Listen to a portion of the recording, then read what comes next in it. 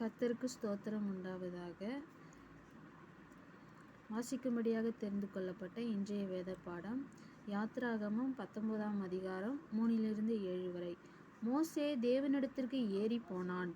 கர்த்தர் மலையிலிருந்து அவனை கூப்பிட்டு, நீ யாக்கோபு வம்சத்தாருக்கு சொல்லவும் இஸ்ரவேல் புத்திரருக்கு அறிவிக்கவும் வேண்டியது என்னவென்றால், நான் எகிப்தியருக்கு செய்ததையும் நான் உங்களை கழுகுகளுடைய செட்டைகளின் மேல் சுமந்து உங்களை என் அண்டையிலே சேர்த்து கொண்டதையும் நீங்கள் கண்டிருக்கிறீர்கள்.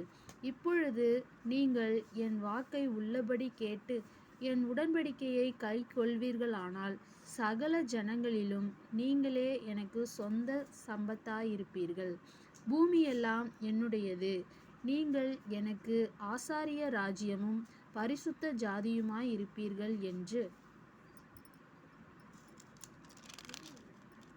நீ இஸ்ரவேல் புத்திரரோடே சொல்ல வேண்டிய வார்த்தைகள் என்றார். மோசே வந்து ஜனங்களின் மூப்பரை அழைத்து கர்த்தர் தனக்கு கற்பித்த வார்த்தைகளையெல்லாம் அவர்களுக்கு முன்பாக சொன்னான். வாசிக்கும்படியான வேத பாடம் வாசித்தாயிற்று. தேவனுக்கே மகிமை உண்டாவதாக.